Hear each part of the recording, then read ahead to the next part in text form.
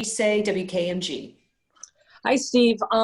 Just with the, the added COVID protocols, how much different do you anticipate this road trip being from road trips of the past? And are you anxious to kind of see how everything goes? Yeah, definitely. It's going to be a lot different for all of us. I mean, from everything about the, food on the plane to the way we're going to sit on the plane to the number of buses that will be there wherever we're going, whether it's airport to the hotel, hotel to the arena, hotel to someplace to practice. All of that's going to be different. Obviously just the threat of, other people in the hotel and maybe haven't been tested. I mean, the league is, as you know, incredibly thorough down to, trying not to get in the elevator with other hotel guests. So we've been through all of that with our guys, and it'll be different. For right now, the one thing it really impacts us from a basketball standpoint is we won't be going to the arena for shoot-arounds, and some teams don't do that as much. I believe it's a big part of, like, our defensive preparation here. We'll have to find different ways to do it, but that's similar to the bubble too. There's always ways that, you can make adjustments and I think get to the same place. Tim Reynolds, AP. Hi, Cliff. The scrimmages in the bubble, there wasn't a lot of secrecy between the teams, obviously, going in. Have you and Lloyd talked at all about specific things you both want to work on tomorrow night? Are these preseason games, can they kind of replicate the scrimmages a little bit in that regard? I think so. So Lloyd and I communicate. I mean, we just text back and forth, to be honest. And we talked about 2 or 3 different things about, playing a little zone after timeouts and, things like that. So in that way, it's similar. I mean, I remember in the bubble, talking to Doc, talking to Frank, doing the same thing before we played them. And so he and I communicated, and then, I think next week, early in the week, I'll connect with JB too before we play Charlotte and do the same thing. And Steve, I want to ask you, kind of follow on Jamie's question. I know the league rule has always been you go to the market the night before whenever possible. It's what, an hour-long flight for you guys up there. Did you think about going up tomorrow morning just to further minimize the risk, or was that not an option? Yeah, I mean, we didn't. I mean, I think the league rule is still the same. I don't think it's changed. Yeah, I think every rule is broken now, though. So yeah, I mean, I guess it's a good point, Tim. But I didn't even think about that, and we didn't discuss it at all. Cool. Thanks, Cliff.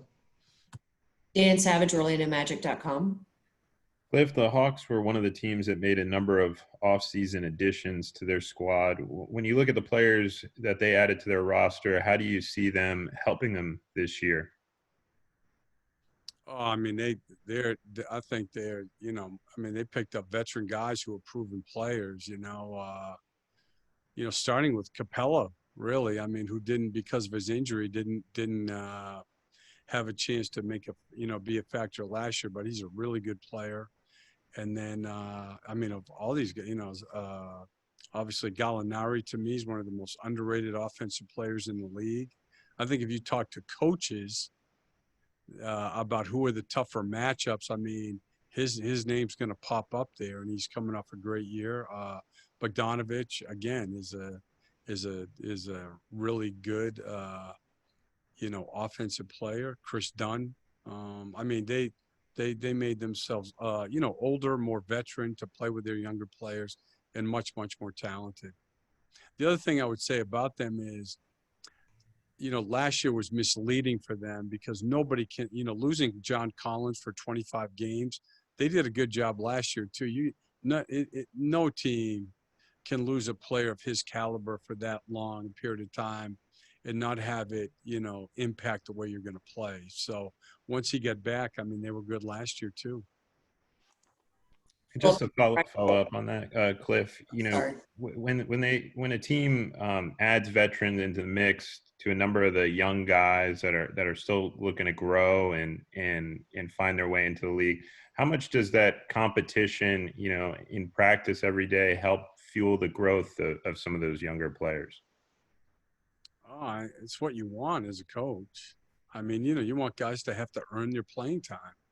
You want there to be accountability of team play, of being ready every night. I mean, to me, that's how guys get better.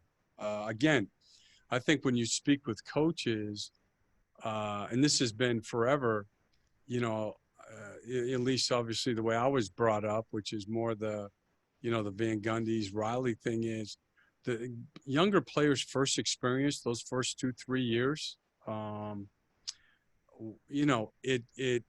it's the foundation of how they view the league. And I just think so, not that, younger, you want younger players to play, and I was joking about it with you guys the other day about people say I don't play younger players. I'm going to say it again, anything but the truth. You can look that up for every year.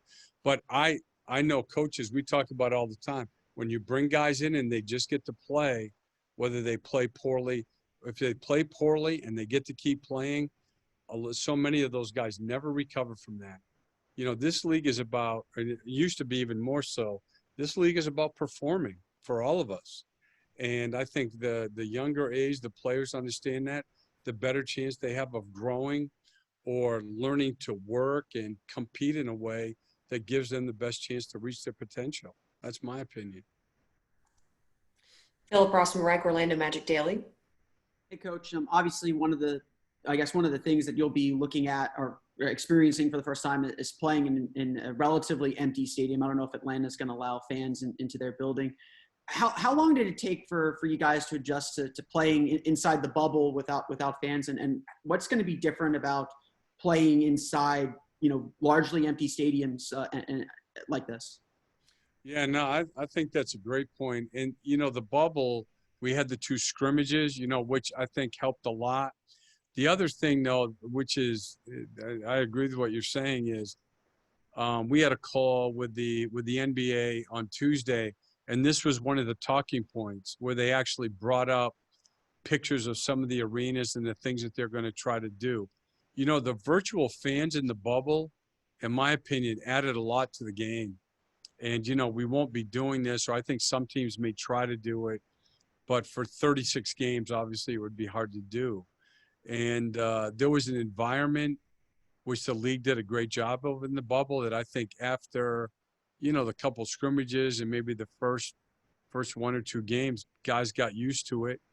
But I think that the big arenas with very few or no fans are going to be a big adjustment for our guys. And the league, again, they're doing some things as they always do to try to make the environment better, but it's going to take some while for everybody to get used to. Is there going to be like a shooter's eye? Because I know, like, sometimes, like I mean, when I've been in arenas, sometimes I've had a chance to shoot on NBA courts a few times, and there's definitely a depth perception issue. I feel like sometimes when there's just empty seats behind, is there they doing something like that, or? Yeah, I think in most arenas they're going to try to. The one thing I agree with you on that. The one thing I would say when people talk about these guys about like, is it important, for instance, to do shoot around on the other team's court? The way these guys grow up now, where they play in so many different facilities as 9th, 10th, 11th, they're traveling all over the country. They play in these little gyms, big gyms. That part of it, I think, for them is not as big a deal. I think it's more the environment, personally. Thanks, Coach. Jamie Say, WKMG. Yeah, I don't have a question. I'm sorry. I didn't lower Oh, my that's hand. okay. Josh Robbins, The Athletic. Steve, who will you not have available tomorrow to play? Tomorrow, definitely T. Ross won't play. The 3 guys that have it, obviously J.I., Farouk, and Mo. And James Ennis will be doubtful. Mike Bianchi, Orlando Sentinel. Yeah, Coach, you seem to be really high on Markelle right now. I'm just curious. Great players need to have the drive to be great. What's his dedication, work ethic like? Oh, I think that's one of his real strengths, Mike. I mean, when he first got here, he was in a place physically, because of his shoulder, his knee, and his wrist, where, I mean, he was super limited. And he would have to, last year, for instance, he works with Samir a lot. Whatever they do, the soft stuff, obviously, I know nothing about. But there would be a lot of days after games, he'd be in there with him on the table for close to an hour just to be able to get through practice. And he'd come early so that he could still get on the floor, do his shooting routine, do his stuff in the weight room with the strength coaches. So he's a very committed player. And I see that part of it, the work ethic, being on top of both his individual game and into the team game is a real strength of his. Okay, any final questions for Coach Clifford? Go ahead, Roy Perry, Orlando Sentinel. Thanks, Trish. Sorry, Cliff. I'm just curious. I don't know if you made the decision yet. If James is unable to play tomorrow, who are you thinking may slide into that starting small forward spot for you? I haven't. You know what, Roy? I'll be honest with you. I've just been worried about what we're going to do in practice. I mean, we're going to treat these games like practices. I hope we win, but especially this year, I just want to get better. So the other guys who played the three, we could start MCW at 2, play Evan at 3. We could start Evan at 2, play Dwayne Bacon at 3. There's different ways we could go. Okay, anyone else? All right. Thank you so much, Coach.